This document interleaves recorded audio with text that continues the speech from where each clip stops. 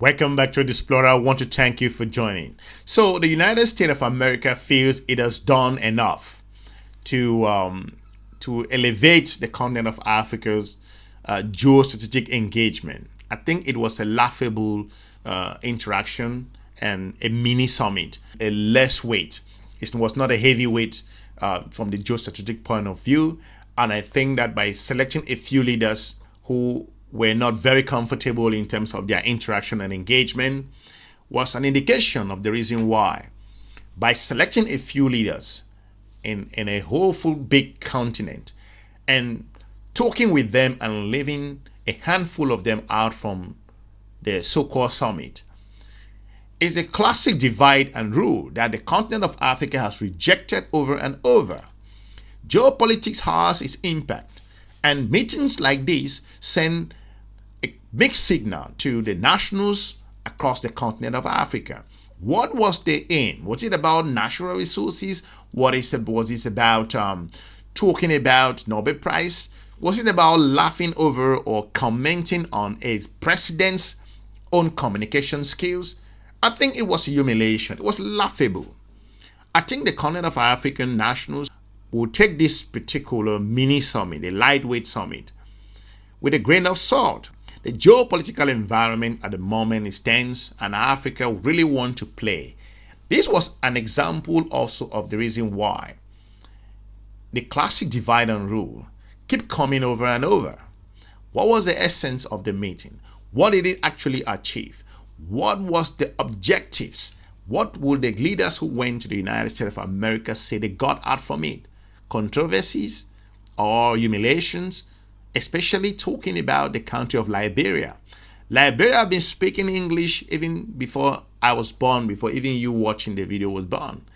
And to pick on that, it shows the naivety on how the geopolitical partners or geostrategic partners do not have a grasp with regards to how the continent of Africa functions. It didn't sit well across the continent of Africa, and more importantly, in the country of Liberia. Let's listen to what the news channel France 24 have to say about it, and we will dive into other specifics. President Donald Trump sparked confusion in Liberia after praising the English skills of President Joseph Boakai during a White House meeting. An exchange that raised eyebrows, particularly since English has been Liberia's official language since the 1800s. The comments came as Trump met with 5 African leaders, signaling a shift in U.S. foreign policy from aid to trade. First, let's go back to this exchange. Well, thank you. And such good English, such beautiful. Where did you learn to speak so beautifully? Where were you educated? Where? Yes, sir.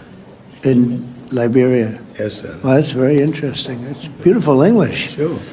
I have people at this table can't speak nearly as well. Very good, sir. Thank you.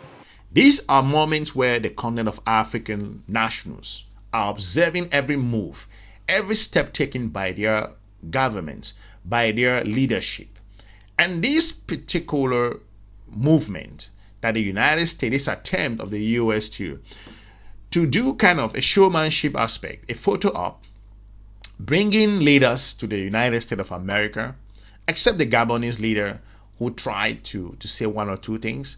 But I think by trying to create an atmosphere of kind of collaboration, of showing some kind of a partnership, portraying that these African leaders were in accordance with everything that was said there, I think it's an illusion.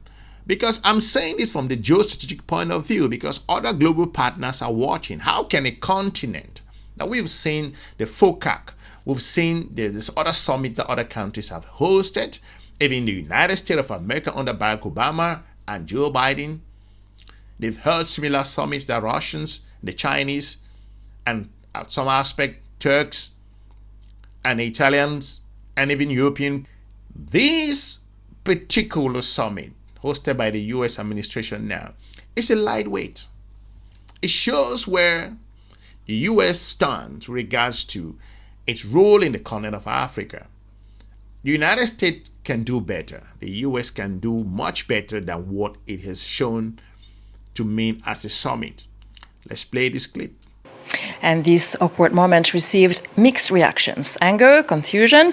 But despite the discomfort, many residents of Liberia or Senegal believe it could ultimately work in their favor. Laurent Bersécher has more. A day after the meeting between Donald Trump and Bassirou Diomaye Faye, Dakar residents reacted with mixed impressions to their president's showing. C'est une opportunité, ça va faire une promotion pour le Sénégal et en plus ça va rassurer les investisseurs. Bon, espérons que ça sera fructueux pour le Sénégal. Mais s'il s'agit de voyager seulement pour voyager et de ne rien régler, c'est pas la peine aussi. Faye was one of 5 African heads of state to meet with Donald Trump on Wednesday. The leaders of Liberia, Mauritania, Gabon, and Guinea-Bissau all jostled to impress the American president, speaking at length about their respective countries' abundance of natural resources and calling on U.S. companies to invest. But it was something else that caught Donald Trump's eye as he complimented President Joseph Boakai's, quote, beautiful English, seemingly unaware it was Liberia's official language. While many Monrovia residents decried the scene as condescending or even humiliating, others thought Trump's praise reflected positively on the country. Maybe Trump thought that Boakai got educated in the Western world. But then we all got to know that Boakai came from the grassroots in Liberia and he went to school here. So to tell you that Liberians are brilliant people. According to several sources, Trump also pressed the 5 heads of state to agree to take in deported migrants.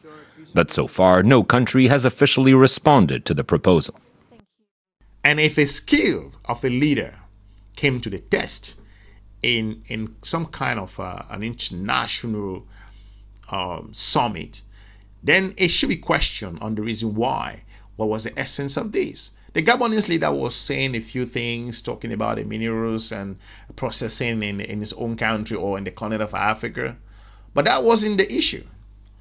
The issue here was the total humiliation that they got. The media itself, look at the questions, sometimes they didn't even bother to talk about the issues that are happening in the continent of Africa. And kudos to the United States of America's own administration in terms of the peace effort in the DRC and Rwanda. But this is not a summit that should be written home about. That should be applauded. That should be seen as a win-win, because it wasn't a win-win from all angles. I don't know what the particular criteria that were laid down to select these leaders to attend. Some were pushing themselves as if they were forced to appear there. So this is where the concerns lies. And the continent of African nationals are paying closer attention like ever before. And we've said this over and over.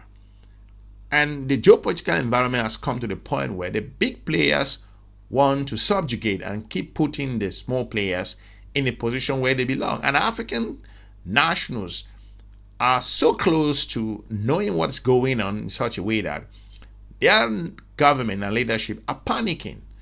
Look at what happens in Washington.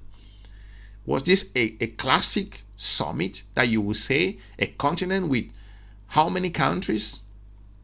Over 50 nations? And you select a handful of them to come and talk?